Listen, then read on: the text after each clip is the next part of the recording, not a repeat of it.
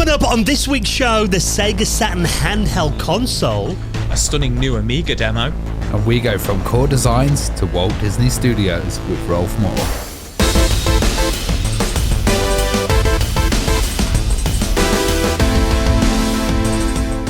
And the Retro Hour podcast is brought to you every Friday with our amazing friends at Bitmap Books. Now, one of their books I'm in love with right now.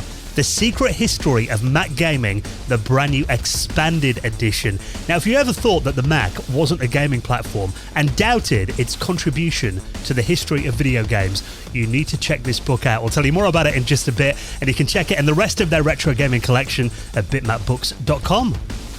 And with our friends at PCBWay. Now, if you're working on a retro project at the moment, give them a try. They offer a fully featured custom PCB prototype service with low-cost, fast turnaround quality boards, and they offer services like 3D printing and injection molding, and they're massive supporters of the retro community. So get an instant quote right now at PCBWay.com.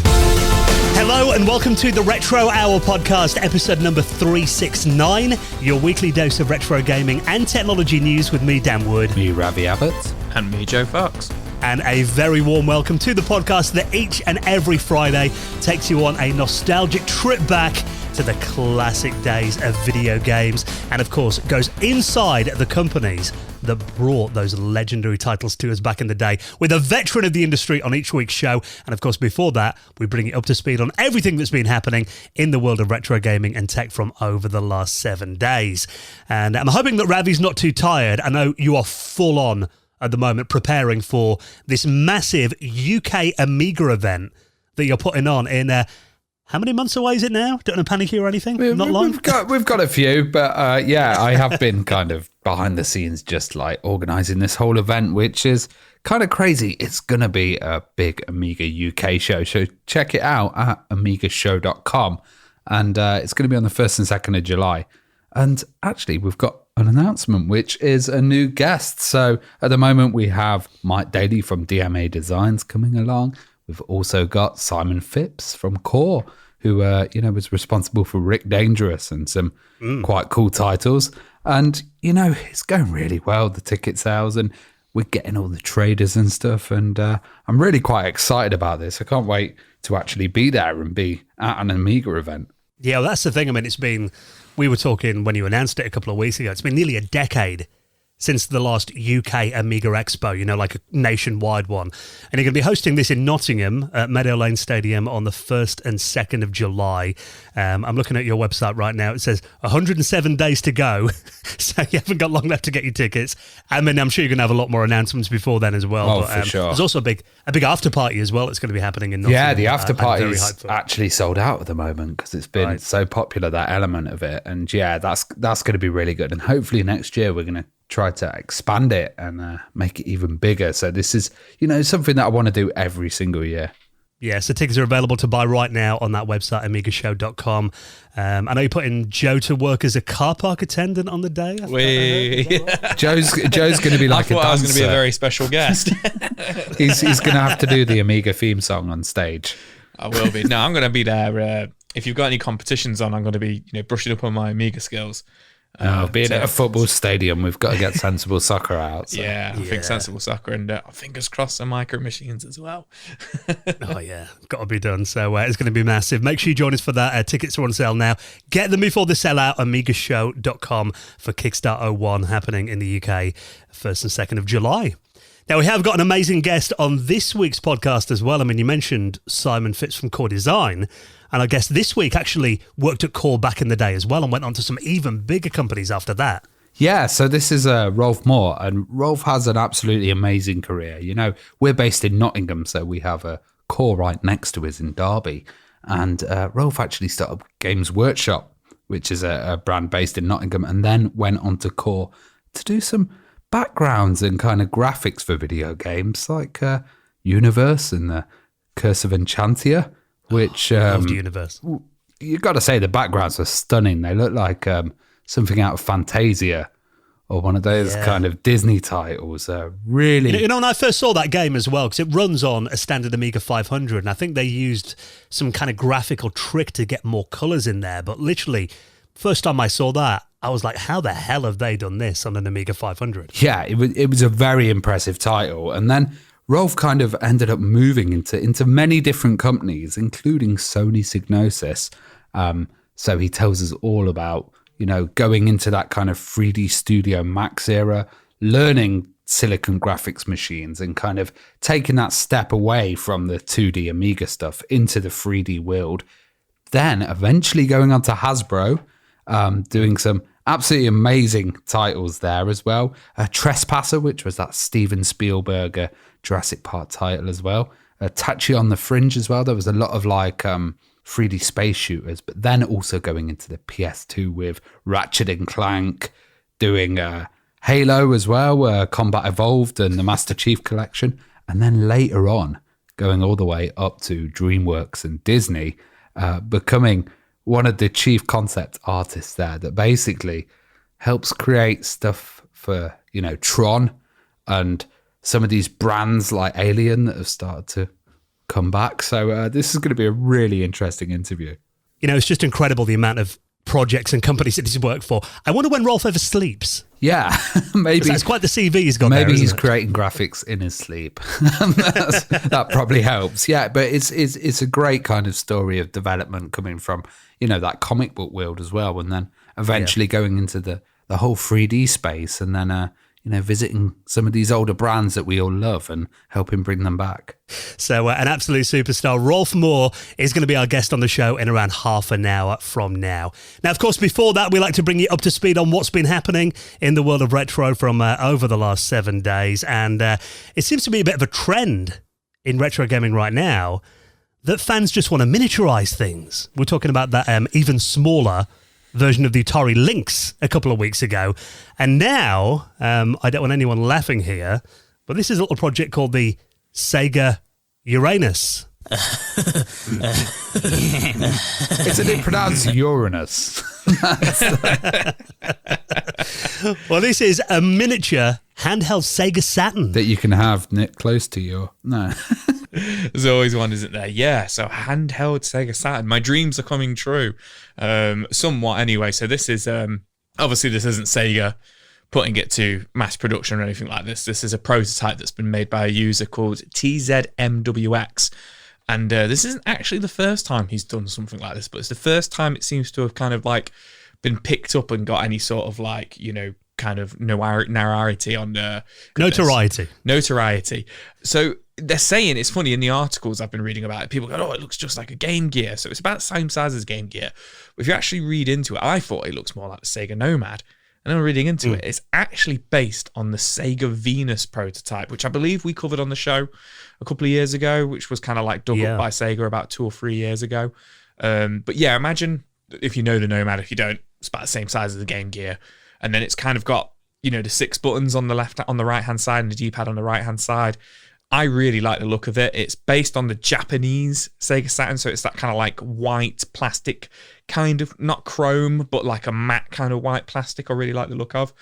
He's got a video out at the moment with him, not much kind of there isn't really any talking in it, but kind of showing it off. And he's got it not just playing Sega Saturn on there, but he's also got playing the video CD off the on it as well. What Sega Saturn could play with the the FMV card. The FMV card. He's got that working on it as well. So obviously he's done away with the disk drive on it, because obviously you can't have a big chunky CD kind of drive on the back of it and moving it around and stuff like that. It's just going to fall out of place and scratch and stuff. So it is running off SD card. So some people could argue, oh, it's just a Raspberry Pi now or anything and stuff like that. But it isn't. It is running off a Sega Saturn motherboard, which is taken apart and has got, working in there. So it is original Sega Saturn hardware in there. It is just got an SD card loader to emulate the games on it. He's also got the cart in there as well, which is the 4 meg expansion. The 4 meg expansion which is pretty card. Useful to have in there. Yeah, absolutely. You can use, there's a lot of games that, required that or were enhanced with it. A lot of the King of Fighter games and Samurai Showdown games and stuff like that. A lot of the Japanese fighters, which I think is really cool. Obviously, he's got, a nice 3.5-inch display on the LCD display. And then a battery with a battery life of 3 hours. So a little bit better than the Game Gear, I would say. I love this. I love the look of this. I think it's a really nice size. It's interesting. It's got like some brightness controls and stuff like that. And like these are thought out devices. You know, we've covered this guy before. And TZMWX. And they're really nice devices, but for me, this needs to be in black.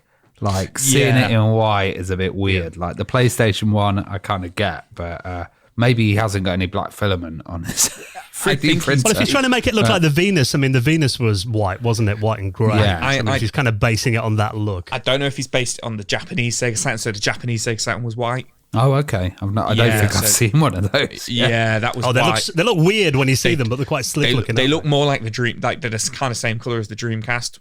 So it always throws me off when I see a Japanese Sega Saturn because, like you say, Ravi, we're so used to seeing them in black, and I think in black there was something about like the Mega Drive and the Sega Saturn which looked like really futuristic, but what the 90s looked like in the future.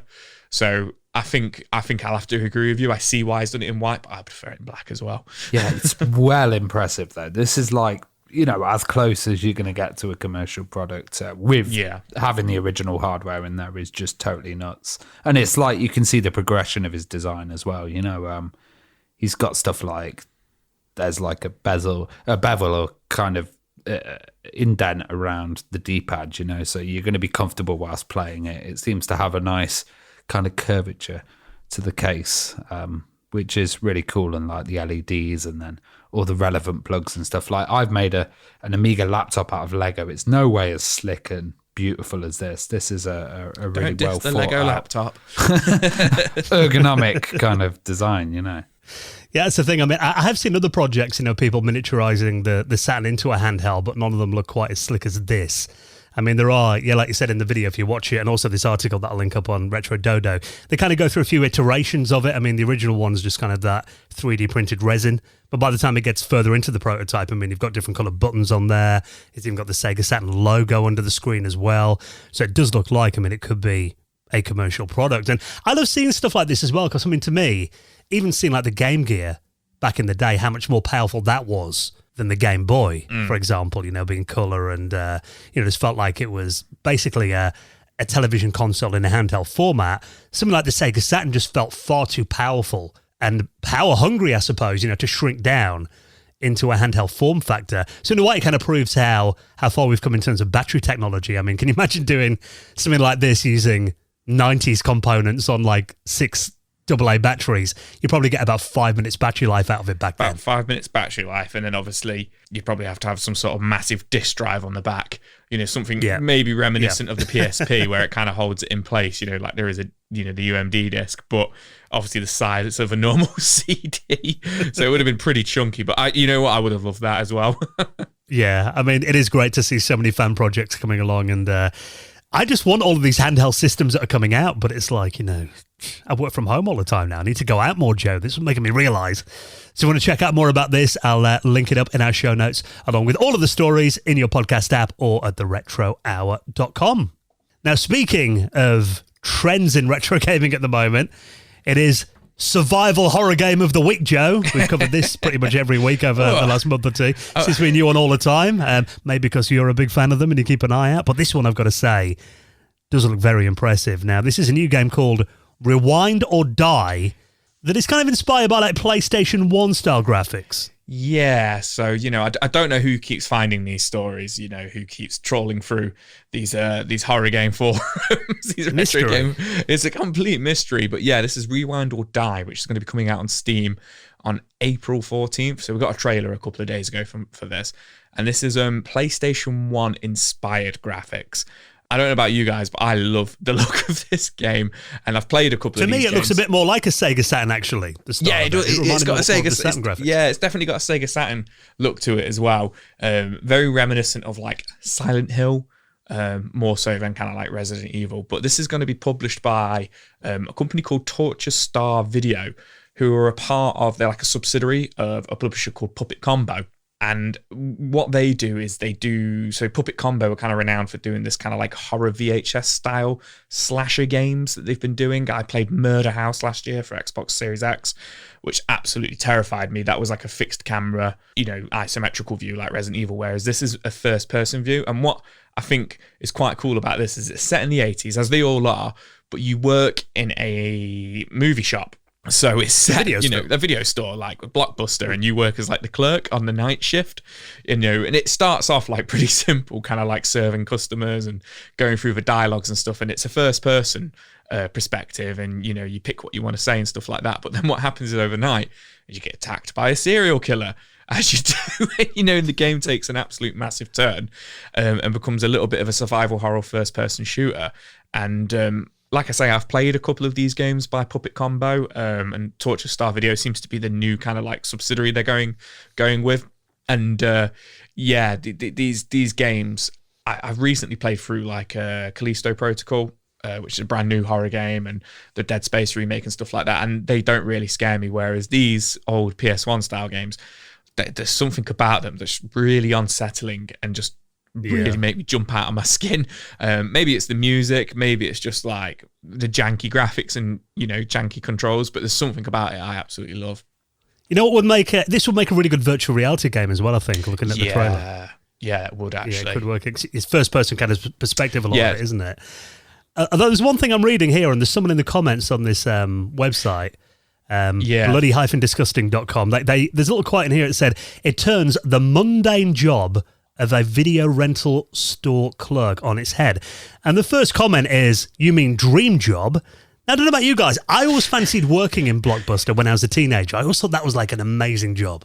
My friend worked in Blockbuster. He ended up getting like just a lot of popcorn, a lot of chocolates and stuff on discount, and it wasn't the healthiest kind of job. I think it just like absolutely caned him. He'd like come home with a big bottle of Dr. Pepper every week, Because I remember being about 13 and going into my local Blockbuster, and then there was it's the guy in there, like, maybe a Sunday afternoon. He was just watching a movie, and I think he had like one of the fresh Cokes and a popcorn as well. I remember looking at him thinking, God, I'd love to do that job one day. This looks really cozy. What a job. You soon get bored of it. I've actually got a friend at work, we're going off on one here, but he used to work at the Golden Wonder Factory as a taste tester, like a quality control tester, and used to have to eat the crisps off the conveyor belt hot. And he said, when he first got the job, it was his dream job, and after 2 days, he was sick of crisps. I think I could do that, Joe. I don't think I'd ever get bored of crisps. This video looks all right. This kind of rewind or die. It's interesting because they've got this kind of old school effect over it, which is this like blur and stuff.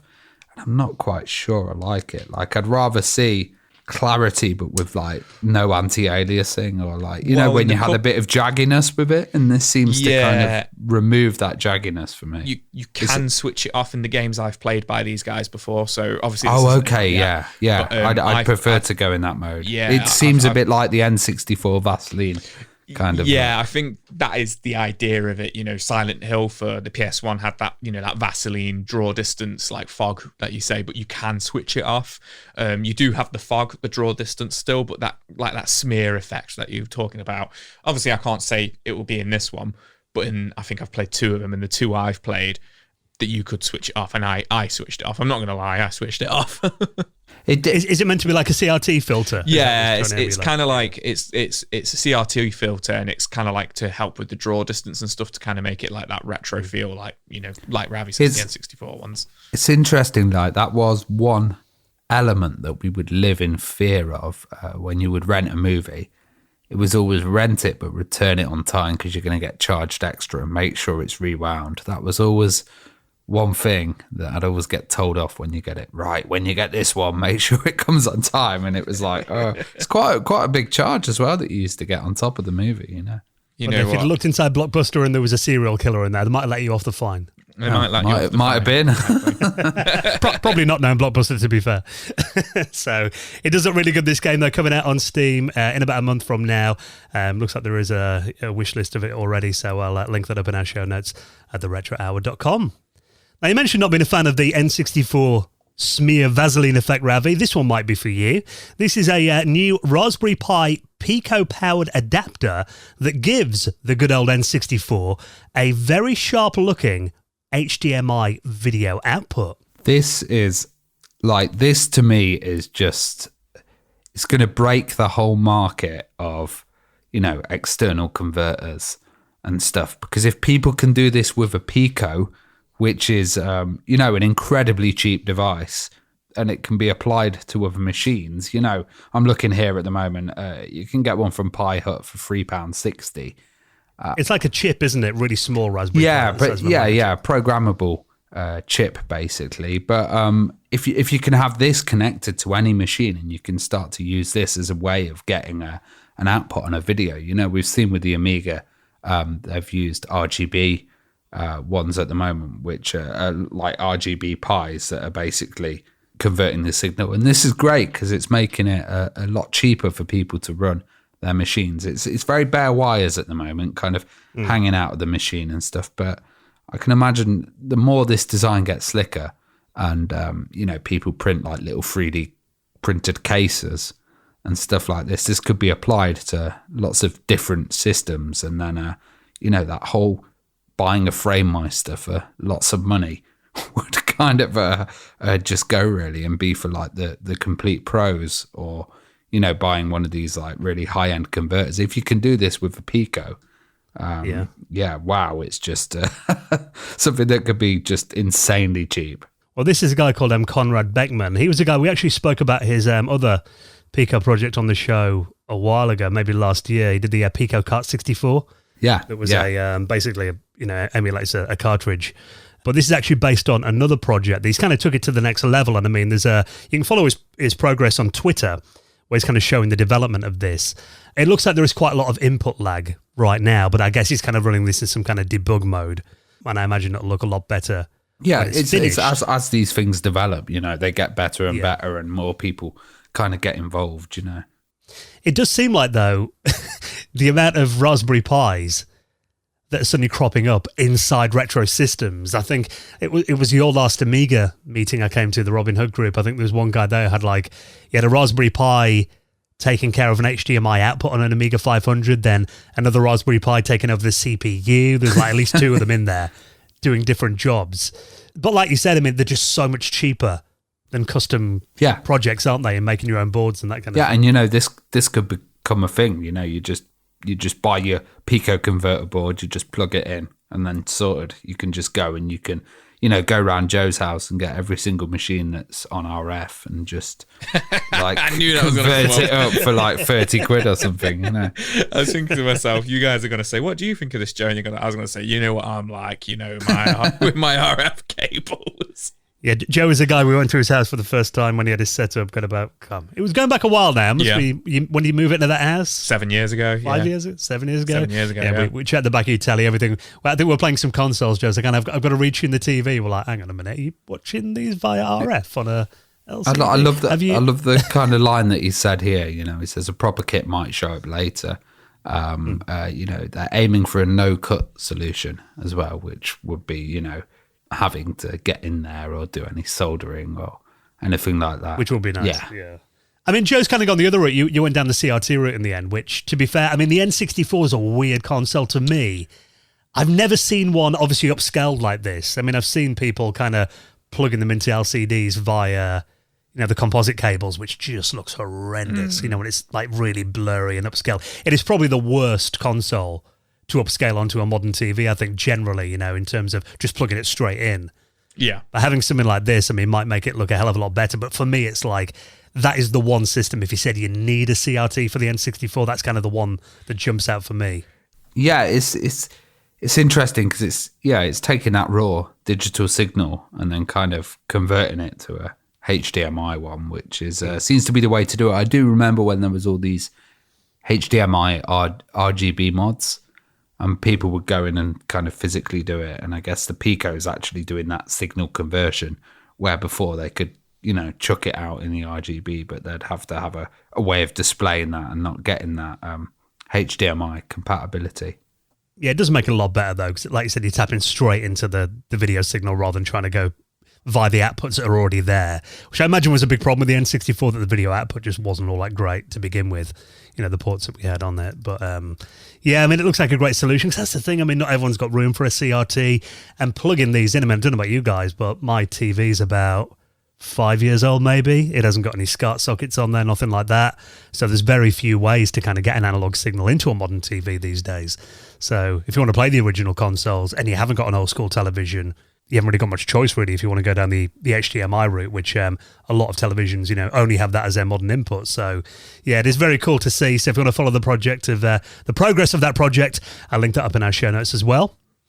Now, this is an interesting one. I've got to say, when Joe and I first saw this, Ravi, our jaws absolutely dropped at this demo.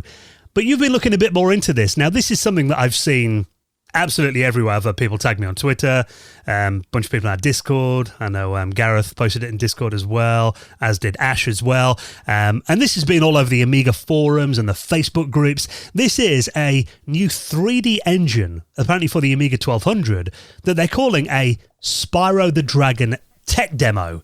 Basically saying that Spyro the Dragon could technically run on an Amiga 1200. Yeah, kind of. It's impressive as hell. This is a really nice kind of 3D engine that's getting developed, and it's using a couple of advantages that are on the Amiga. So you've got the ham mode, which is hold and modify, so it's running in ham 6, and the ham mode was always interesting to see games and demos produced in there. There's a certain look with ham mode where it's got a bit of blur and kind of, the graphics, they're not always the sharpest and stuff, but you normally get the colours kind of fringing at the edge, don't you? Yeah, but I'm kind of really nostalgic for that. I kind of think it's got its own beauty as well. And ham was always used for speeding up video stuff, and there's also chunky to planar as well, which is a routine, and combining those together seems to have created this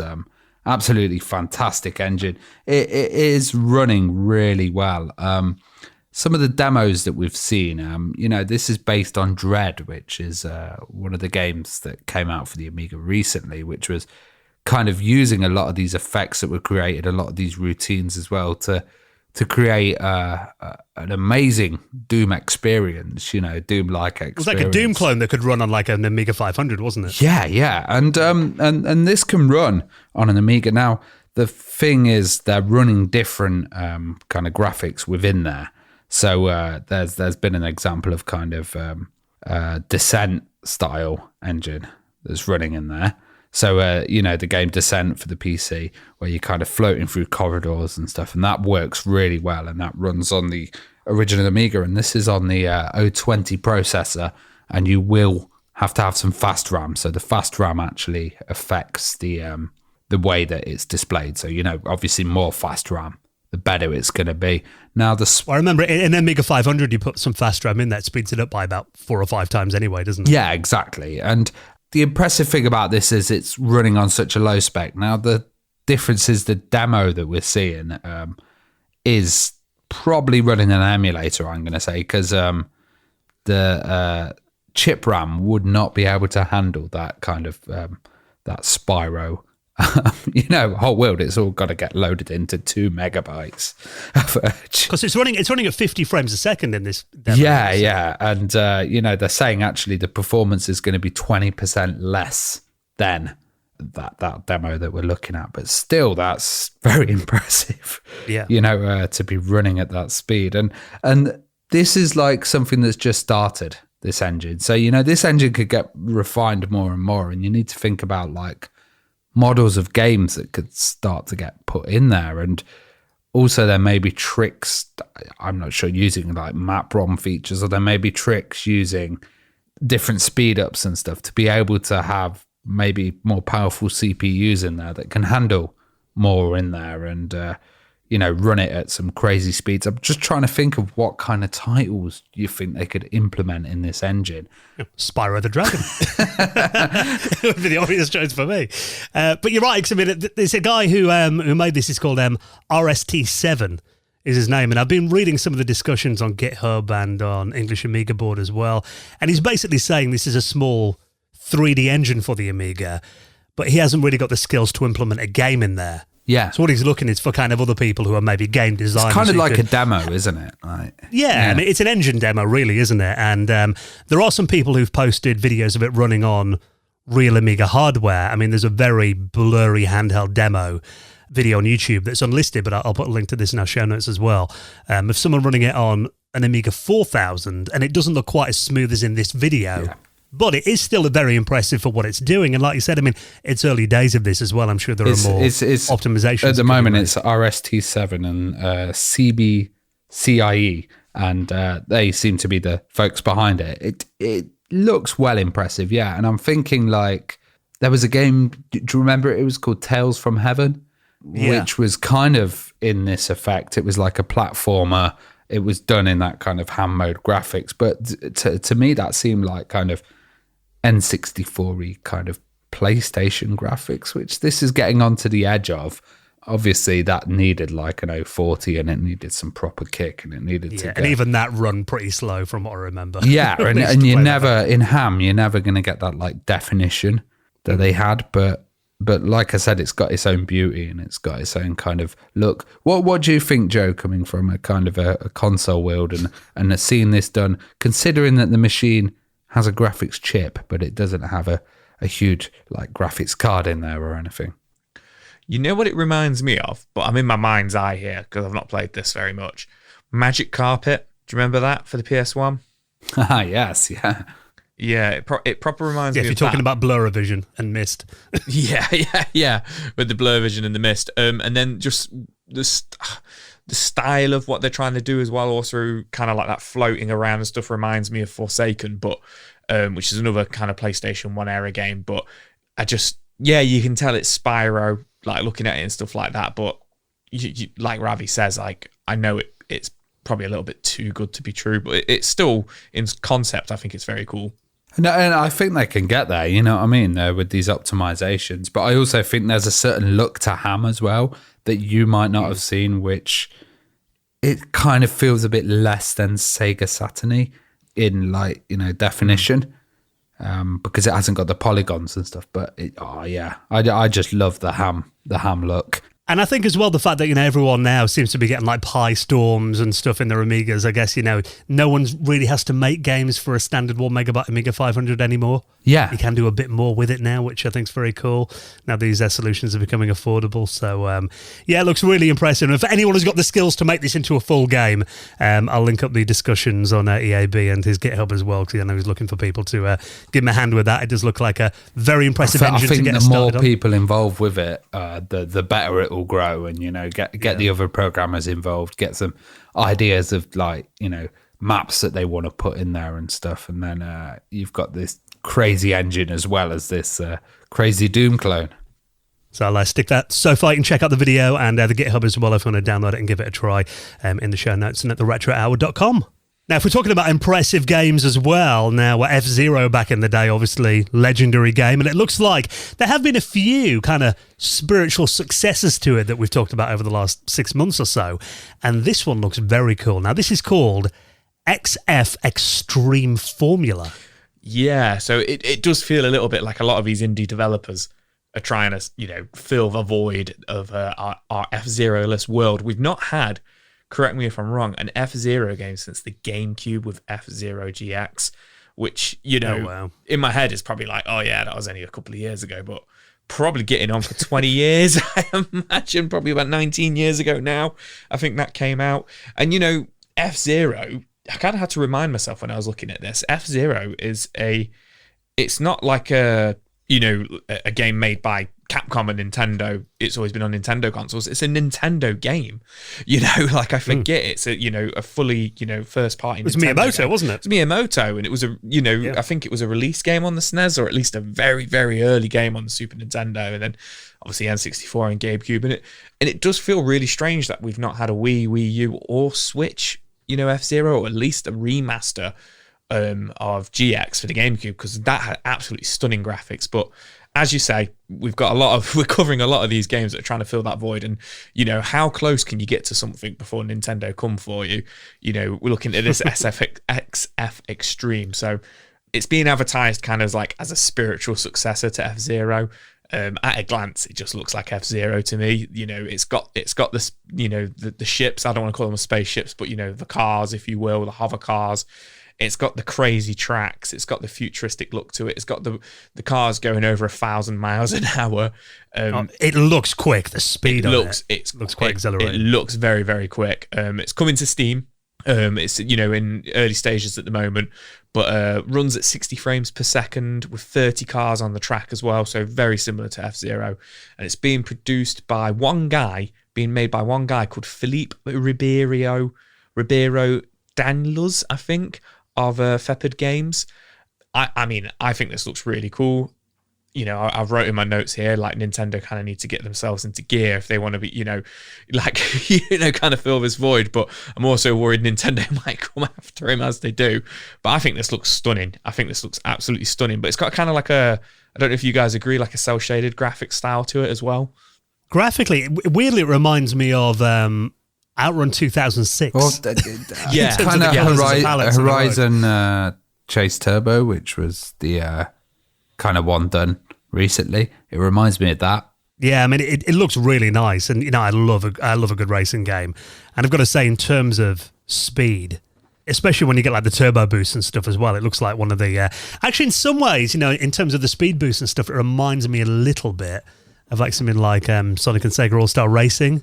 There's a bit of that kind of element there as well. Yeah, a little bit. Yeah, kind of the style of the backgrounds and stuff. Now you've said it, I can see that. Yeah, I mean, it does look it looks right up my alley. I've always loved these games as well. You know, I love the original F-Zero. I remember playing that at my friend's house on his Super Nintendo. And I think it was one of the first SNES games that used Mode 7 back in the day as well, wasn't it? I think it was. Yeah, so that and Pilot Wings. I think they either came out with the SNES or Pilot Wings came out just before F-Zero. But yeah, it was definitely one of the first. Yeah, and I'm hoping this sells well as well, because it does kind of prove that, you know, that will prove there's an appetite for this kind of game out there too. Yeah, absolutely. Which, like you said, I mean, I've just checked. Wait, yeah, the last Nintendo F-Zero game was 2004. Oh, I was right. So, yeah, 19 years ago. You're right. So, yeah, that was F-Zero Climax that came out on the GameCube. So, long overdue. So, if you've been desperately waiting for a new F-Zero game, this looks really good. Coming out on Steam very soon. It would be great if it got like a Switch release or something, but not holding my breath on that one, but you never know. Stranger things have happened. So I'll put that in our show notes as well. And all the other stories, you find them all at theretrohour.com. I can't believe how quickly this month is flying by, more than halfway through the month already. That means next Sunday night, is going to be our favourite weekend of the month. Last Sunday of the month just feels like Christmas every month, doesn't it? If you mean wearing silly jumpers, getting drunk, being nostalgic and spending money, then absolutely, yes, that's spot on for me. Well, this is, of course, our Patrons Hangout. Now, we do this last Sunday of every month in the evening from 8 p.m. UK time for a couple of hours, when we all get together, as many of our patrons that want to come on, join us. We all geek out about all things retro gaming, show off our collection, share tips, help each other out if we've got problems with our hardware, nerd about movies, mobile phones, everything. No holds barred on the Patrons Hangout. And if you'd like to join us for this month's, it is coming up next Sunday. And of course, it does mean that we're getting ready to record another episode of our Patrons only podcast, The Retro Hour After Hours. Now, I think we've got 32 episodes of that we've done now? 32. So this will be episode 33. We're always welcome to suggestions to what we talk about on the After Hours as well. So the After Hours is just the three of us. And, you know, we kind of give our opinions. We've covered a lot of, we used to call it the retro years. We used to cover a lot of, you know, what was going on in retro in that particular year. So we kind of covered all of the 90s and the early 2000s, dabbled a little bit in the 80s. We give a lot of our opinions on, you know, our favorite kind of Sega Mega Drive games and Super Nintendo games. And one I really loved, which was the latest episode, was our top 5 hidden gems. And you guys blew me away. You know, Ravi started off with a couple. I was like, I've heard of that. But about halfway through it, I hadn't heard of any of these games. And they all looked really, really fantastic. Really proved what hipsters we are. Oh, yeah, episode, absolutely. So if you want to check that out, I mean, that is available to all of our patrons, gold members and above. If you join us on Patreon now, you're going to unlock all 32 episodes. So plenty of listening there. And you get the normal podcast early when I can get it out some weeks. You also get it ad-free every week. And also we give you around 15 minutes. 3 extra news stories that we're going to be doing just for our patrons in a minute, including some really good stuff on the EverDrive and a Windows pinball game that you might be familiar with. So if you want to join us on Patreon, you get all of that. And of course, the main main reason that you're doing it is just to support this podcast and make sure that we can keep bringing it out every single week. And we've actually got some new patrons to welcome into the Hall of Fame. Hall of Fame! So a massive thank you for joining us over the last week, Anthony Okerson, Les Orchard, and Rowan Allard, who all joined us on Patreon recently. And if you'd like to join them on there, all the details to sign up to our Patreon are on our website right now at theretrohour.com. Now, before we chat to this week's special guest, Rolf Mohr, who's coming up in just a second, let's take a moment to give a massive thank you to our main sponsor. And again, we talk about people that we couldn't do the podcast without. That is our friends at Bitmap Books, who've sponsored this show for many years now.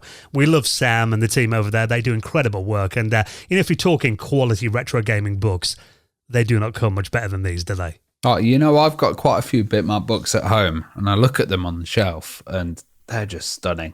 Like with the sleeves and just the quality of the books, some of the artwork absolutely stands out. And they've got a really interesting book at the moment, which is called The Secret History of Mac Gaming. And, Mac is like a system that we don't really think about with gaming, but there's a lot of gaming, a lot of developments. And I love my strategy games. There's a lot of strategy titles as well that came out on the Mac. Well, you've got an old 68K Mac. Yeah. That you got hold of recently, haven't you? Whenever we're doing the Patrons Hangouts, everyone's always interested in, what's that behind you there, Ravi? You're kind of working on getting a SCSI card and stuff in there as well, so you can play some old school Mac gaming. But, there are so many franchises that started on the Mac. You've got Myst. Yeah. It was a HyperCard game, Myst, wasn't it, originally on the Mac? Yeah, Myst. You've got SimCity. You've got Halo as well. So there's, a whole group of absolutely amazing titles, and not to mention the PD stuff that was on there as well, and shareware. We actually had Richard Moss, the author of this book, on the podcast a year or two back, didn't we? And it was a really interesting chat. So definitely worth checking out that episode that we did. And if you haven't got hold of the book yet, there is a brand new expanded edition.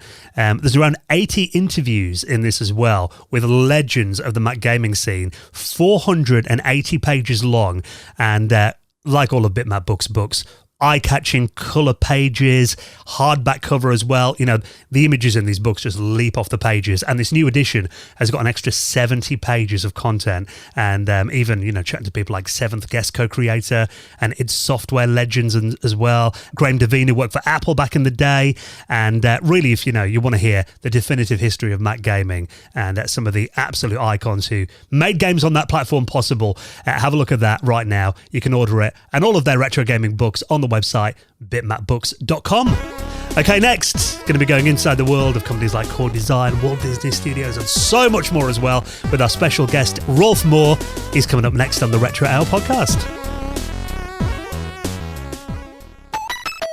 You're listening to the Retro Hour podcast, and it is time to welcome on this week's special guest. Going to be covering so many incredible games and companies over the next hour or so as well, from like Core Designs to Sony Psygnosis to Disney as well, and lots more as well, with our special guest this week, Rolf Mohr. How's it going, Rolf? It's going good. Thank you for having me on. Really appreciate you taking the time to talk to us now. I'm really excited to talk to you about particularly time at Core Design that we'll start with in a moment as well, because I loved some of the games you worked on at Core. But before we kind of get into that, it's always kind of nice to get a bit of background on where your journey started. Do you remember what initially got you into video games then? Where did it all begin for you?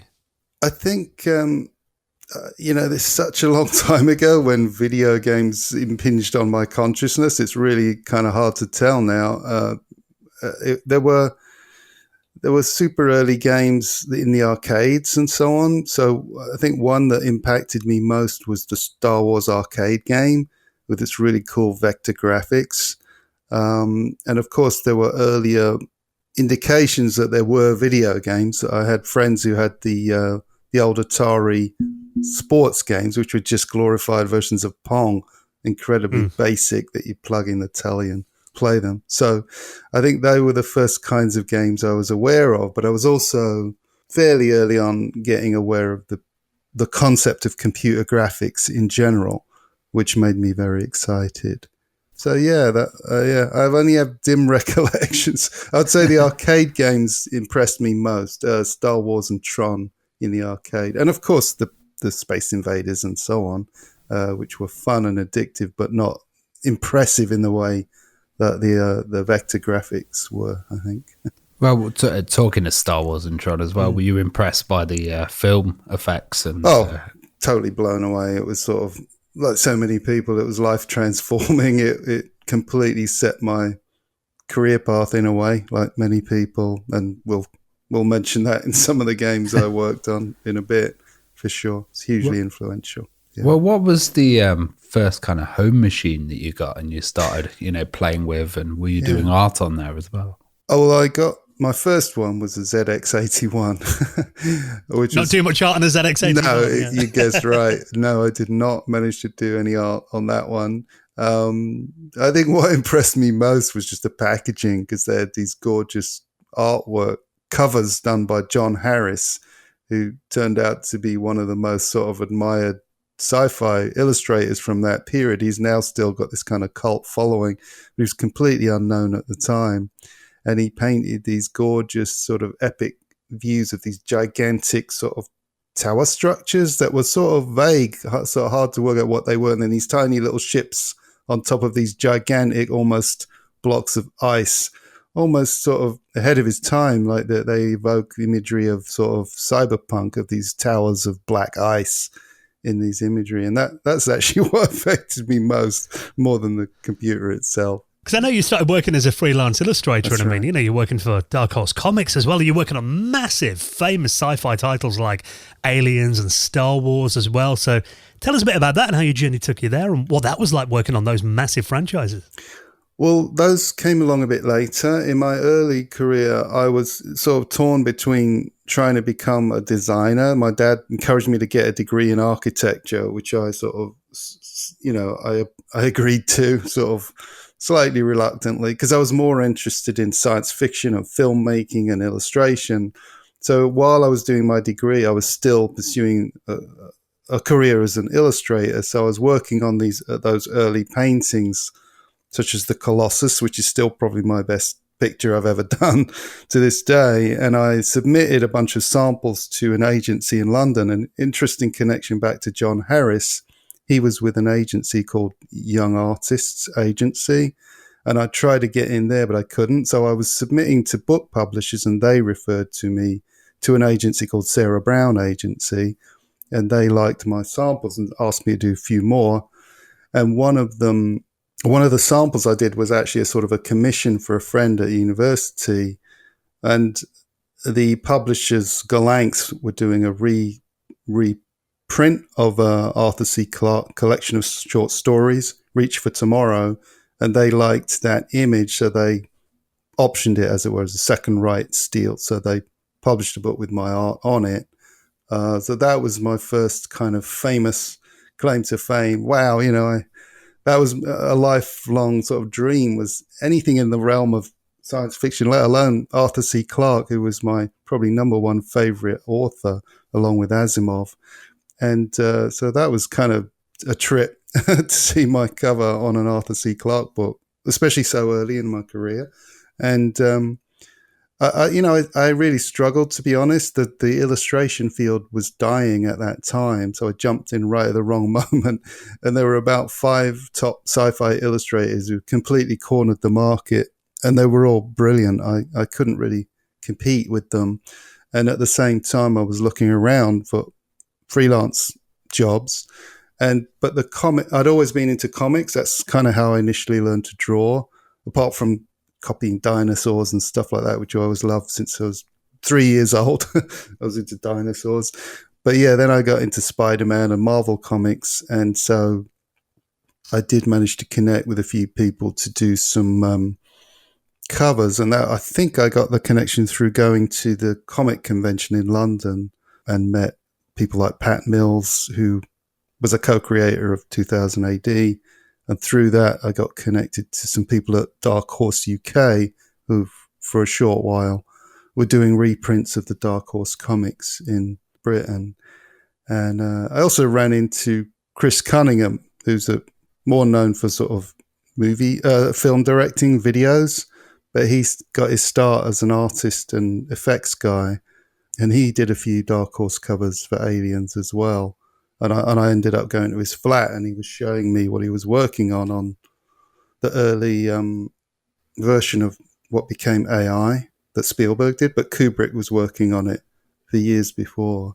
Wow. Chris Cunningham was designing and modeling maquettes for robots and humans and stuff. And he had a little baby, a sculpt of a baby's head in his flat, and with part of its head gouged out. Like that was where you're going to see the robotics of the robot boy.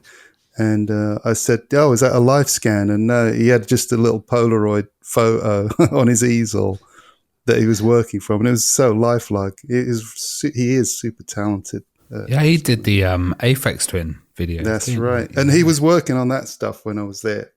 Okay, this is going to sound really pretentious of me, but he was working on a really early music video, and I said, "You know what?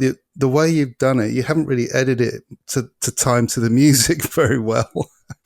And the thing is, when he became famous, that was his main thing that he was known for. He did such tightly edited to the music, to the beats, and it was like, oh, maybe he listened to me. So maybe I'm taking too much credit for that, but I think that's really funny. Well, so we're diverging a lot here. Oh no, it's all good stuff. You were moved into Games Workshop, which was that kind of like transition into the gaming world. It's tabletop as well, but like fantasy and sci-fi and stuff. What was it like working at Games Workshop or working with them? Well, I only worked very briefly for them. I initially did some illustrations. I can't remember how I connected with them, but they were. I was living in Nottingham at the time because that's where I went to university. Where we're recording, yep. Yeah, so I lived in Nottingham for 10 years, and that's my connection with you guys. And here's the funny thing. For a while, I was unemployed, literally on the dole, and I would walk along the street where Games Workshop were located. So I'd walk past them on the way to the dole office to pick up my gyro for a while. So I don't think I just knocked on their door. I just can't remember how I reached out to them. But I ended up getting to meet John Blanche, the art director, and Jez Goodwin, who designed the Eldar, who was a really talented sculptor. And they basically liked my portfolio and got me to do a few black and white illustrations initially for White Dwarf magazine. And then at some point I worked in-house for 2 weeks only, again, just freelancing on some of the buildings that were in the game. So they had those little sort of cardboard with plastic tops, and I was illustrating the actual building facades that would wrap around the buildings. And I ended up doing a cover for Space Fleet, which was actually a hybrid. Fangorn, who was their most famous illustrator, had already done a version, but they didn't like the view through the porthole to the actual space battle. So I redid the Imperials versus Eldar space battle as the main scene that was seen through the porthole. And in a way, none of this was really a transition. It was it was a weird story how I ended up working for Core. Well, that's the thing, because you went from Nottingham, then, down the road to Derby to Core Design. I mean, so what happened there then? How did you get the job there? Yeah, and why did you want to work in the video game sector? Well, the funny thing is I didn't want to work in video games. Right. But I was definitely looking for freelance illustration. And I noticed that video games were doing really high quality covers for their games. And so I was at a friend's house in Nottingham who was a big Amiga geek. He was really into it, and he had piles of magazines in his flat, and one of them was something like Amiga Power or whatever, and it had a really cool illustration of Thunderhawk by Core. So I literally just looked up their address and gave them a call and said, "Can I send you my stuff?" And they said, "Yeah, sure, why don't you just come in?" And I interviewed with them, and it was to do a bunch of illustrations for this game they were making, and they wanted 2D hand-painted backgrounds that they would then scan in and put in the game, like all the old school point-and-click adventure games were doing, Sierra, LucasArts, and so on. So they were sort of joining that bandwagon. And I said, sure, love to, but I just wanted to do freelance. So they threatened me. They said, "Do you really want us to tell your landlord you turned down a full-time job?" So Oh, wow.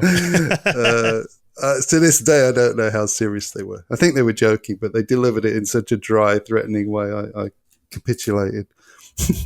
So I took the job, but I didn't move to Derby. I had a really miserable commute on the bus, getting up at like 6 a.m. in pitch black on Derby Road, getting the bus in front of the Savoy Cinema there. And then in winter when it was freezing, I'd get off at the bus station in Derby, and there was another 20-minute walk in the ice and snow to the office, which wasn't much fun, but the job made it worth it. Well, what was it like with the kind of limitations that were presented on the Amiga and trying to display, something of high quality with that kind of resolution? Well, that's one of the reasons I didn't want to work in games, because my aspirations were all towards the high end of stuff. I mentioned I love Star Wars, and my illustrations were as detailed as possible. And so looking at games, it was frustrating to see those visual limitations. And so that was the first challenge, was scanning in my art and then seeing how crazy low resolution it had to be crunched down to, and then having to go in deep paint, deluxe paint, touch up all the pixels one by one and so on, which initially I found super frustrating, but it was also fascinating to see how cleverly pixel artists were already learning to create really nice art. Again, back to the arcade games, some of them were doing really, really impressive pixel art, especially on some of the top-down shooters and stuff like that. So I did find inspiration in looking at other games and understanding how much you could actually convey quite effectively with just pixel art. So it was a sort of learned aesthetic that I grow to sort of appreciate. And there's lots of tips and tricks and stuff that pixel artists were using to display it really well on the CRT. And was that the kind of stuff that you were picking up? Well, I wasn't doing anything clever myself. I was just sort of brute forcing it, just doing whatever I could to tweak and hand paint the pixels in to enhance it and make it look good, given the time I had, which wasn't always a lot of time. So it was as much as I could get done to meet the deadlines, but in the meantime, Gary was the smart guy who did his clever split palette tech, where he basically figured out how to create a separate palette on each line. So that way we could achieve approximately a sort of 256 color palette.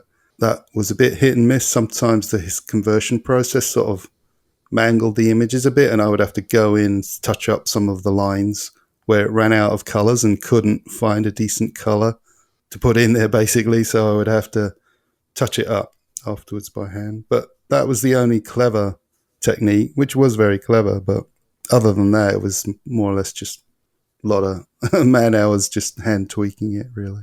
Well, one game that really used that to great effect. I mean, you talked about the point and click adventure games the core were doing. I mean, Universe, which I always loved that game as a kid. And you play a kid called Boris Verne, who I remember. I think he was in Ashby de la Zouch. That's right. I think it was set in, which is here in the East Midlands, and he had to ride his bike through the snow. Maybe inspired by your walks. I guess from it must have bus been. station. Yeah, there were a few little inside references for sure. Ashby de la Zouch was one of them. Yeah. I mean, it was a very atmospheric game. And I mean, what kind of influences were you taking for that and the design of the game and the look of it? Because, I mean, when I saw that running on an Amiga 500 with those graphics, I mean, it was jaw-droppingly beautiful. Yeah, I'm very proud of what I did for both Enchantia and Universe. And in terms of Enchantia, I've got a funny little story about that one, because Yahtzee is a sort of bit of a mini celebrity online who reviews games. He did a review of Enchantia and completely ripped it to pieces, as he usually does.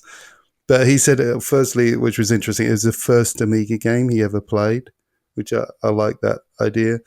But then he was wondering about who this artist was, because they said they started to get the impression playing through it that it was so random. But the only good thing was the backgrounds, and they said that they think they just found a bunch of great art, great background art, and just made up stuff to fit in each image.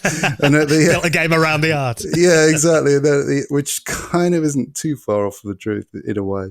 by the end, he looked at the credits and saw my name and said, "Oh, there's some guy in a cabin in Sweden or something," and they just commissioned a whole lot of paintings and then made up the game, which I think was hilarious. But back to Universe, what that was actually was the plan was to make a sequel, Enchantia 2, but one of the team wasn't going to be on it. So I think for some reason they chose not to. So they were open to new ideas for a sequel in the same kind of vein. And I'd written a movie pitch idea that I'd actually, in my naive, innocent self, I'd tried to send to Hollywood producers. So Gary Kurtz was the producer of Star Wars, and he was based in Britain. And I sent him my pitch package of my story and illustrations and stuff for this big, silly, ambitious sci-fi epic, which was completely inspired by Star Wars. And I sent it to a few others. I sent it to James Cameron and John Carpenter. And it was so funny because at one point, the agency I sent it to allowed me to call them. So I was sort of in a phone box again on Derby Road, middle of the night or whatever it was time in LA. And I was literally pound coins into this phone box. I didn't have a cell phone at the time, and trying to talk to this agency in LA. And one of them actually said, "Is that Roger Moore?" And I said, no, Rolf Mohr. And all I got was, no, we can't accept unsolicited submissions. But I did get a note that apparently James Cameron liked my painting, which I included of the Colossus, which ended up in Universe. So basically, all I did was adapted that story to make it work along the same format. So I didn't have a boy that got transplanted to another universe. I just had a big sort of space opera story. So I adapted it to fit the same mold as Enchantia, about an ordinary kid from our world being transported into another universe. But instead of a fantasy universe, it was now a science fiction universe. So that's how that came about. And so some of the imagery and paintings I'd already done, I either just literally repurposed one-to-one for that game, or just adapted and created new designs for the world and the characters and so on. And I worked closely with another guy, a designer, Jim Bottomley Mason, who's really great at helping develop the story a bit more and fleshing out a lot of the dialogue. And he brought a lot of the humor to it. I hadn't really conceived it with much humor, but he added a lot of that spice to the dialogue, which I think in the end helped quite a bit. Well, the cover art for the Curse of Enchantia was absolutely stunning. Did you find like it helped drive sales quite well and interest? Well, the boss Jeremy was really big on that. He definitely thought that was super important, and he had very high standards for the cover art. So he had his one or two go-to illustrators who would do sort of high quality airbrush illustrations. So, he was quite a perfectionist in a way, and he really wanted a high standard. So I delivered what I could. And the funny thing was, he nitpicked the eyelashes of all things on that painting. He didn't like the eyelashes the way I'd done them. So I think I tweaked them a little bit, but I think that was his only gripe. So yes, I would say the cover art was absolutely important, and it applies to so many things. It applies to book covers, comics, anything. That the cover art, and that, like I said, that's what I tried to become initially, was a cover artist as a career. And I've always found it perhaps the most important thing when it comes to purchasing anything. You pick up that cover because it compels you and it draws you to it, and then you're just hoping the book or the comic or the movie or the game delivers on the promise of the cover.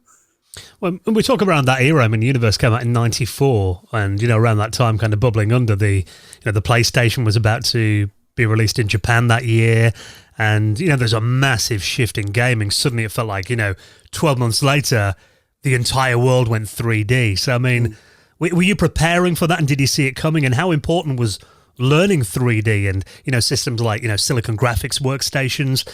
How did you kind of move into that, and did you see that as really important at the time?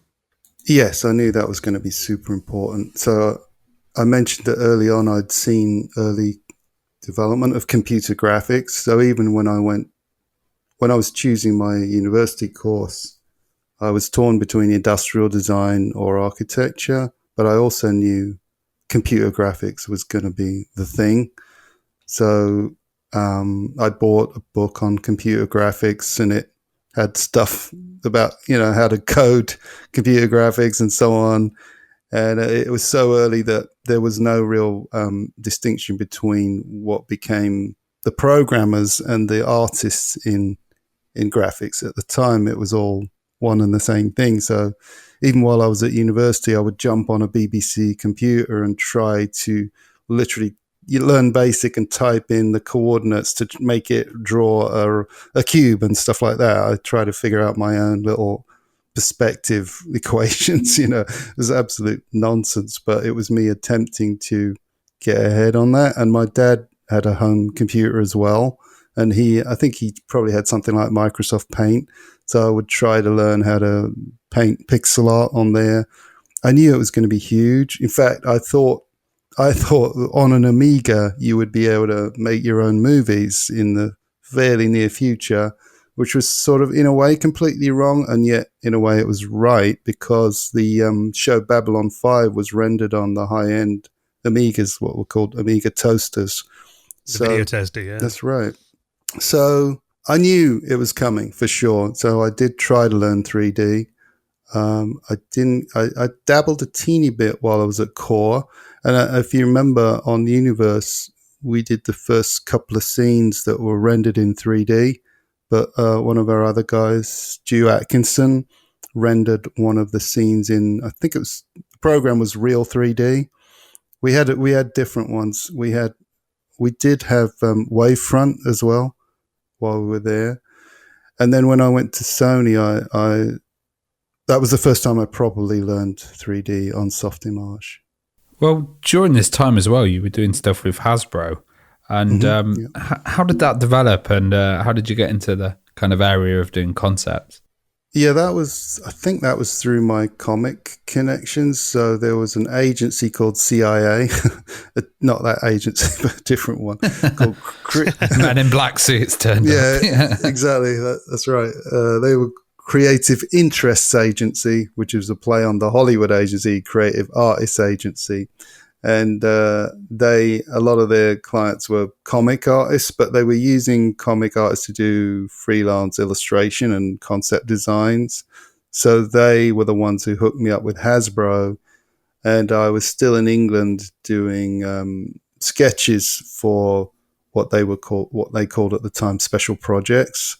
So in Rhode Island, Hasbro had a division that were focusing on movie pitches, and they called them special projects. So I was just in my flat in London sketching and then faxing the sketches over, and they would just send feedback and so on. So that was really cool. Had, in a way, nothing to do with games. It was a sideline that I was still interested in pursuing, being a illustrator or designer. And I've always loved the idea of designing for toys. So that was great. We did some really interesting stuff around that time. It was a concept that you worked on, Tim Burton's Superman Lives. So what kind of happened with that project? And wasn't it Nick Cage who's meant to play Superman? What did you think of that? It is that very same project that is now sort of the stuff of legend in a way. And it was the second project I worked on for Hasbro.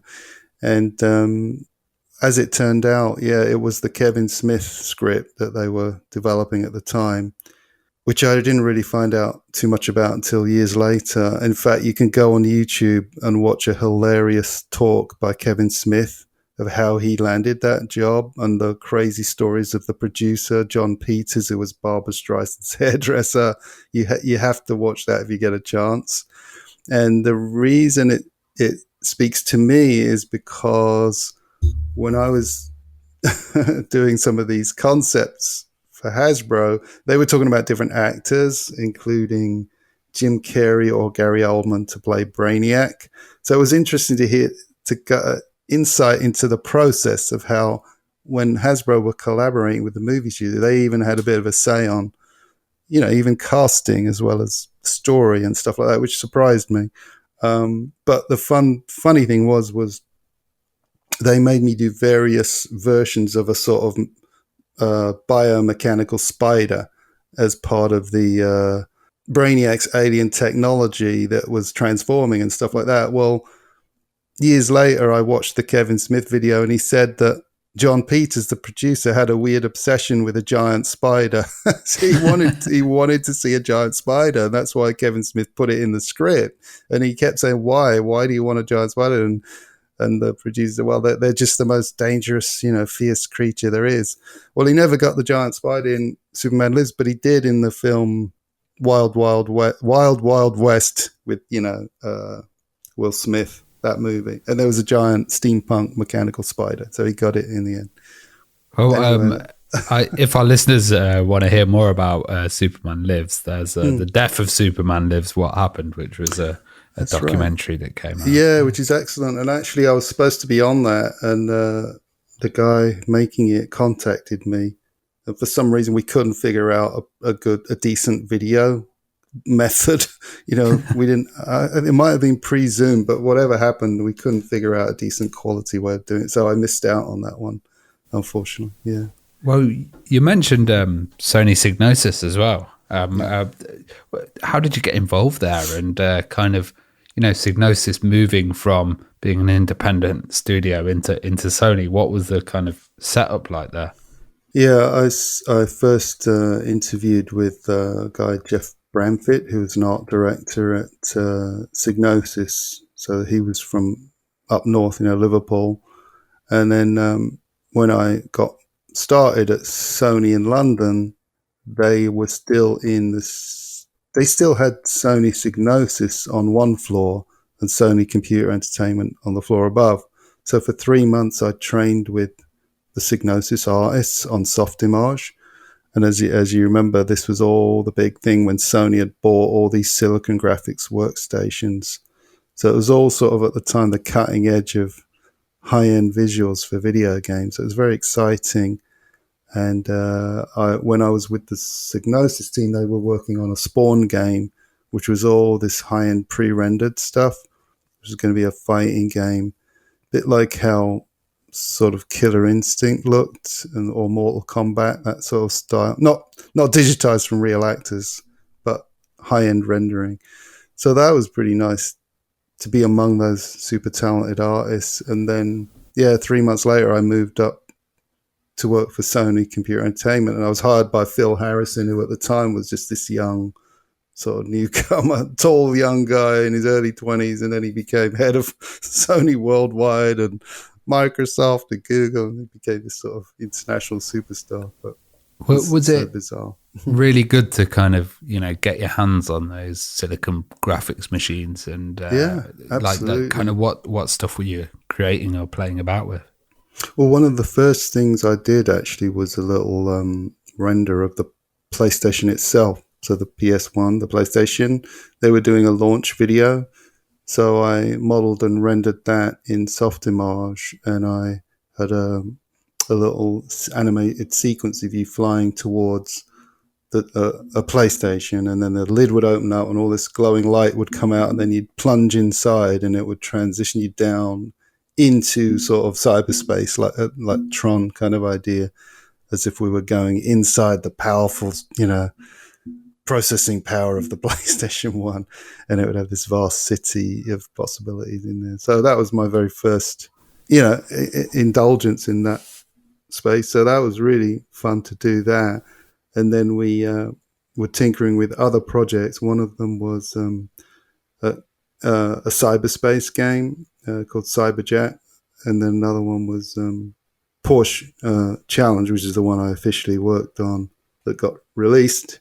And there were other couple of projects that never saw the light of day, And apparently you came up with the name Killzone as well. Was that which was somehow connected with Mean Arenas, which was a small fun title that I remember playing on the Amiga. Well, there were. So there were a couple of projects that were in development. One of them, like I mentioned, was Cyberjack, which was a cyberspace game, like you're flying a ship around like Descent kind of thing. And our writer on that actually was George Stone, who was the creator of Max Headroom. He wrote the initial story and pilot and even came up with the name Max Headroom. So he was a really, really clever and funny guy. So he was writing the story. But anyway, I digress. The other game prototype we were trying to get off the ground was with the same producer, Martin Oldtimes. And he had this idea for a 4-player beat 'em up. So we'd seen Tekken and so on, and we thought it'd be fun to have tag teams and, fight with 4 characters. So we were just playing around with ideas at the time, and he asked us to write a short list of names. So me and Martin just wrote down a list of ideas for names. And one of my ideas was Killzone, which is sort of influenced by the cheesy sort of Marvel UK comics at the time. And it was kind of not even a very serious suggestion, but I just threw it in there.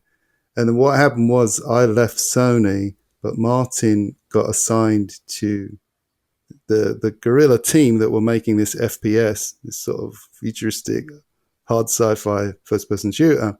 They had a name in mind for themselves, but Sony threw out a few ideas, and Martin still had Killzone in his list of ideas. And he proposed Killzone, and Sony liked it. Guerrilla didn't, but Sony went with Killzone. So that's how I accidentally named Killzone, which is really bizarre. I'm guessing you don't get royalties for the name on the recent titles, I no? don't think so. No. Well, I mean, after your time at Sony Psygnosis, I mean, you ended up joining at DreamWorks Interactive, obviously legendary company. I mean, why did you change and end up joining DreamWorks then? How did that journey happen? Well, I was still looking around. I was sort of eager to maybe work in the US and work, in Los Angeles and among Hollywood people. I'd still had a big interest in sci-fi movies and, Star Wars and all the rest of it. So, and I loved Spielberg movies. And what happened was I was at a big trade show, ECTS, which was like the British version of E3. And Sony had the entire one end of the hall occupied with their huge logo and everything. So our presence was there on one half of the entire hall, and then right in front of them to the left was a little DreamWorks booth. So and at the time I was still lugging my physical portfolio around. It wasn't all digital at the time. So I physically walked in with my portfolio under my arm right in front of the Sony stand and went into a little back room and talked to DreamWorks, and there was this guy there. Actually, there was a bit of a connection, which I keep forgetting, that the guy who was at DreamWorks called Kyle had previously done some work with Virgin Interactive, who were publishers for some of Core's games. So there was a bit of a little connection there. And he absolutely loved my portfolio and immediately put me in touch with the art director, or several art directors over at DreamWorks. So they then flew me over for an interview, and I met the various teams, and they said, which team do you want to work with? And I was most impressed by what they were doing on Trespasser, which is this crazy ambitious project, directly tied into a Spielberg film. I absolutely loved Jurassic Park.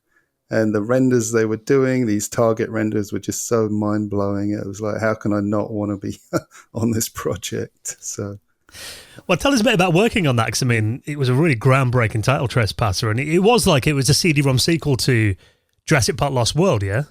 Yes, that's what they billed it as, a digital sequel to Jurassic Park Lost World. And it was very ambitious, as you know. I was even skeptical at the time. I thought, I don't quite see how you're going to be able to pull this off. But I trusted them, and they talked a big talk. And we had Seamus Blackley heading up the team, who'd done Flight Unlimited for Looking Glass, and he brought some of his team with him. They had incredibly talented programmers and engineers and artists. It was the most mind-bogglingly talented team I would have come across by that point. And just the environment, of course, being flown over to LA, all of it was just a mind-boggling experience.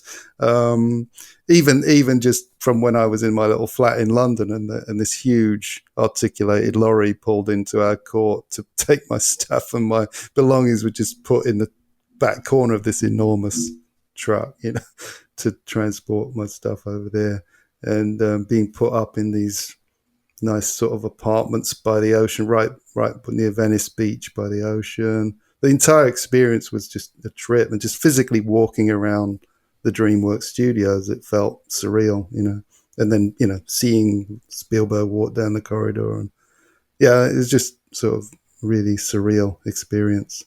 Sounds like just going into a totally different kind of insane world, really. Yeah, it was. It was. Yeah, you can imagine. It was such a sort of strange transformation. Quite a change from Nottingham and Derby. Yeah, exactly. The bus trip, in the snow and all that, and now sort of hanging out in Hollywood. Yeah, really weird. Well, you ended up doing some titles for Nova Logic as well, and Tachi on the Fringe was quite a good game for the PC. I remember it had the voice of Bruce Campbell. That's right. Yeah. In that game. What was it like kind of returning to the sci-fi genre and, doing those like 3D space models? It's great, of course. I mean, that's why I took the job eagerly. Although, to be honest, Nova Logic were more known for their military games. So they did things like Delta Force and the helicopter game Comanche. So they really only... for some reason, they only tried the sci-fi game once, and it was mainly because of a lot of the game studios in those days were sort of led by individuals who just promoted their own project ideas. There was a guy called Randy, and that was his whole baby, the Tachyon game. So the studio, decided to greenlight his project. So it was his baby, and so I was happy to work on that, and it was great to use 3D Studio Max to model the ships and stuff, as well as concepting nearly all the ships in the whole game. Built the space station that is on the cover as well. And the thing is, everything was so low poly. Someone with my mediocre modeling skills was able to at least do first pass models. I didn't do any of the final in-game models. Because I was wondering, because it was quite multiplayer, that title, and I was wondering, were there any considerations needed for people with bandwidth issues and stuff like that? Well, exactly. Yeah, that's what it was all about. Everything had to be optimal, super optimized. But I'd come from, my whole career was spent dealing with heavy optimizing of assets and so on. So I was already fairly well trained to think along those lines, and I was already being very economical with the way I would design ships to have them naturally low poly in the way their geometry was conceived. So, yeah, I was already kind of in that mindset by then. Well, working with Neversoft, I mean, obviously Tony Hawk's was a really, really strong brand there, and you worked on Tony Hawk's Pro Skater 4, I mean, and obviously they were such big games and they were selling such big volumes. I mean, was there a lot of pressure to kind of improve the standard every time and really make the games look better? Yeah, for sure. They were very, very hardcore. I think I sort of took that as an interim job because it wasn't something I didn't have I was still more in the sci-fi and fantasy world in my tastes, so I didn't have any plans to pursue that as a career. So I didn't stay there long, but yeah, they were a very intense team who were all about performance and super high quality. And they just had their own unique work methods, such as the designer themselves would actually build the maps, and then the artist's job was more or less just texturing and skinning and fleshing out what was already built for them. So in a way, that was not as exciting for a designer like me who wants to design the visual environment from scratch. So it was sort of less creative in that sense, for sure. Well, talking of creative, Ratchet and Clank was just visually absolutely stunning. I remember when I first saw it, my jaw hit the floor, and that was that real step up in computer power and space as well. What was it like kind of joining Insomniac and getting your hands on those games. Yeah, I mean, that was super exciting. They already had a big reputation even since I was at DreamWorks. When Spyro came out, everybody was singing their praises. Who's this new team? Insomniac, they're really good. And they had it all. They had really good performance and optimization, really good gameplay, really nice graphics. So they were sort of considered, definitely superstars already by that time. So it was really cool to join their team. And like Neversoft, they were in a similar way, very hardcore, very intense. But I think they had a little bit better sense of organizational efficiency. One of the most impressive things was just the way they ran their company at every level. Super organized. And I think that's why they were able to punch above their weight, because they were so clever at managing tasks and schedules and manpower, and also making choices efficiently. Don't waste too much time iterating and trying to get something to work if it's not really going to be worth it. Just if it's not worth it, just cut it and focus on the main elements that are going to make this game good. And that sense of discipline, I think, paid off in those days. So it was a very tightly run ship. There was a lot of pressure and there was a lot of crunch, but the people were so good and talented. It felt worth it. So yeah, the first thing I touched was right at the end of the first Ratchet and Clank game, and I just painted some clouds for the sky in level 16. So, but the rest, yeah, I worked on all of them until Crack in Time on PlayStation 3.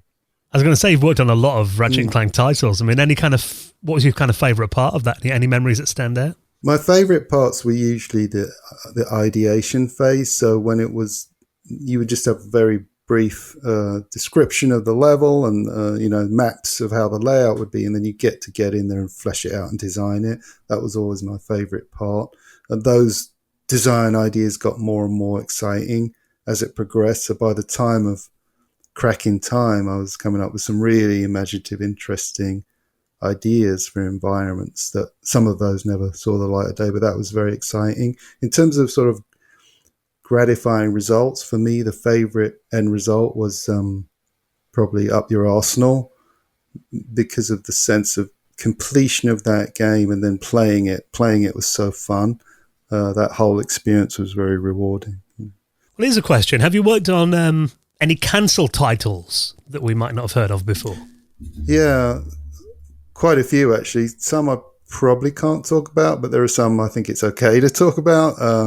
Some is sort of publicly known. I think people do know that Enchantia, for example, was going to have a sequel, and I mentioned that earlier, and that became something else. And then the two I already mentioned at Sony were Cyberjack and Mean Arenas.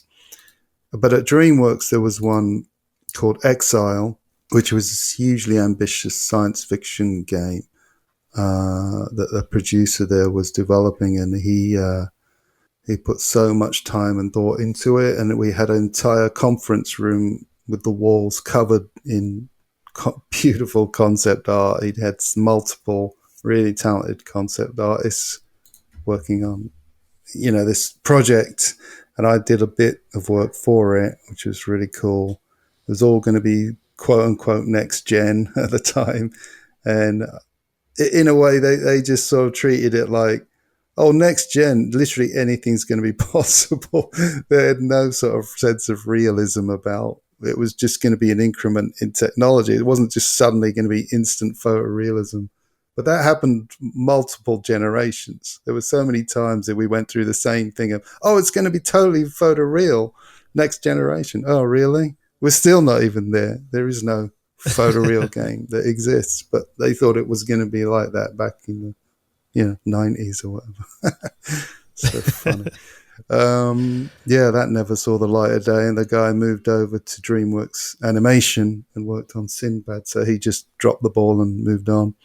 There's another one I worked on, which was a lunar racer. Briefly worked at a little startup company, and they had a bit of a cross promotion with NASA, so they were going to do this racing game set on the moon. That was a lot of fun. And then when I was in between jobs in when I was in Austin, Texas, I had a little startup company called Microraptor Games, and we pitched a few different projects, one of which came very close to getting greenlit by Sony and Microsoft, but never quite saw the light of day. Can't really talk much about that, but that would have been a really cool game. And then the other one, which is much better known, was Battlecry.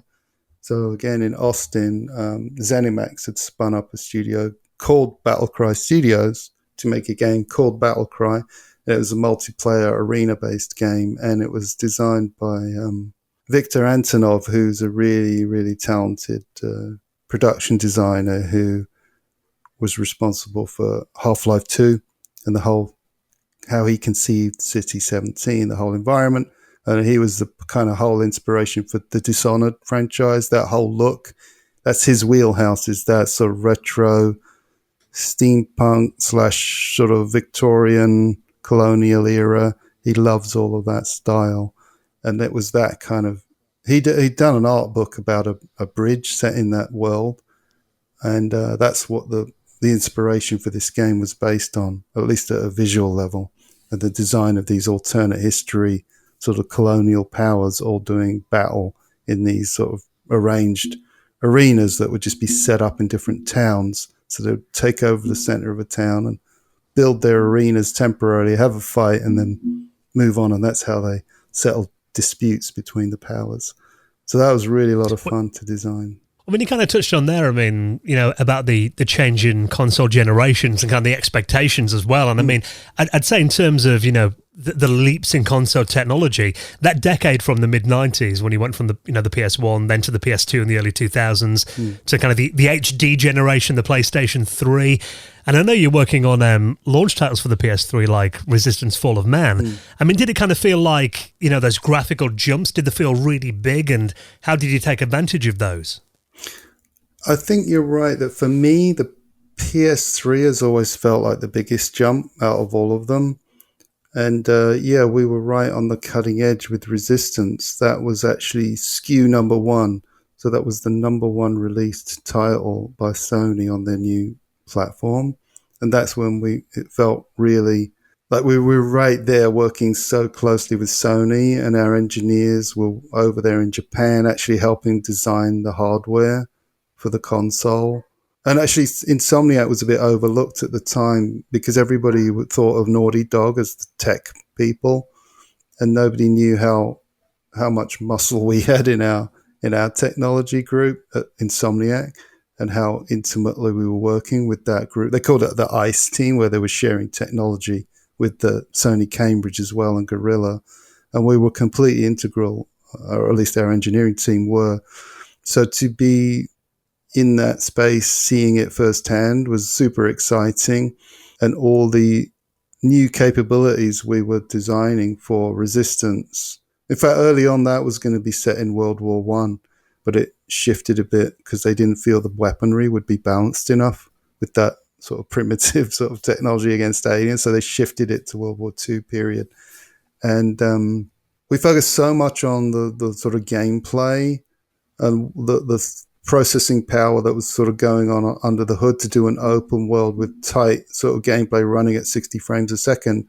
It maybe impacted us a little bit on the visual presentation side, which was considered a bit lackluster by the public, whereas we went out against Gears of War at the same time, who were really focusing on the visuals a lot more, as well as having an innovation with the third-person style of game. So they had it all going for them, but theirs was buggy, and it had so much problems with frame rate and all sorts of glitching, but the public didn't care. They enjoyed the game so much, they forgave all the bugginess, and we suffered a bit in terms of reviews by contrast, which was kind of annoying to me because I felt people didn't quite appreciate how much we'd sort of innovated in that game and our technology. So, but it's okay. I'm still very proud of that, and the second one as well, Resistance 2.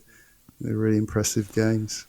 You also worked on some great brands, which like Halo and Twisted Metal. And I was thinking, what was the approach of kind of making them look improved and updated without losing that kind of relation to the original concept and, not alienating the fan base? Well, I didn't have much involvement with Twisted Metal at all. That was when I was working for a sort of an outsourcing group in a way for Sony. They have a group called VASG in San Diego, and they hire freelancers. So I only did a bit of concept work for a cinematic for that game. So I had very, very little input on that. Okay. So that was just nice to be able to put it on my resume because it's a cool game, and it was nice. The conception of that cinematic was really cool. But Halo, I had a lot more insight into working with Certain Affinity, and we were sort of co-developers with 343. They were running the show, and we worked closely with their art directors and so on. At the time, the art director for 343 was Kenneth Scott, who'd come off of Doom and Rage from id Software. And he is a really, really, really talented artist and art director. So he was the main influence on the visual side. And he did a lot of rethinking of the armor suits. And he developed the architecture of the Forerunners quite deeply. So we worked closely with them in terms of the art style. And I think it was relatively easy to maintain consistency with the visual language that had been established. We also had a really good art director on our end, Mark Anderson, who'd previously worked on God of War. So I think we had it really covered. We had such a strong art team at Certain Affinity and such good art direction on 343's end that it was relatively easy to just focus on upping the ante, just really pushing the visual quality across the board and having some freedom to innovate a little bit within certain boundaries. I was, in some of the multiplayer maps, I was pushing the visual style a bit more away from the clunky old sort of 80s angular and 45-degree stuff and pushing towards a bit of a sleeker, more modern take on science fiction. And they were quite open and receptive to some of our ideas. So that was really rewarding working on that. I think, if anything, some would argue they dropped the ball more on the game design side, where they deviated a bit from a lot of the successful formulas they'd figured out in Halo 3, which some people still would say played a lot better than Halo 4. I enjoyed playing Halo 4, but it was somewhat of a linear experience compared to Halo 3, I think. Beautiful looking game as well, though. I not to brag, but yeah, I think it was absolutely beautiful. I mean, the talent on 343's end as well. They had incredible concept artists. Not to mention Dylan Cole, who's now a superstar working on the Avatar movies. He got nominated for an Oscar for the production design along with Ben Proctor. And I happen to work with them now at Disney on the Avatar games. So, yeah, it's funny how some things come full circle in a way.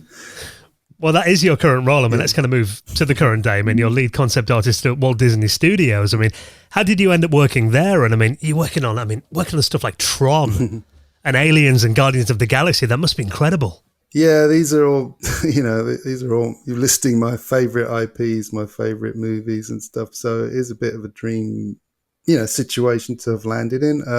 It's because I went to Telltale, worked on Guardians of the Galaxy and Batman there, and then I went to 2K on the BioShock 4 team, for Cloud Chamber, which is a new studio they spun up. So having all that stuff on my resume means you start to get headhunted. So Disney actually reached out to me, and everything they described sounded so cool, I couldn't really turn it down.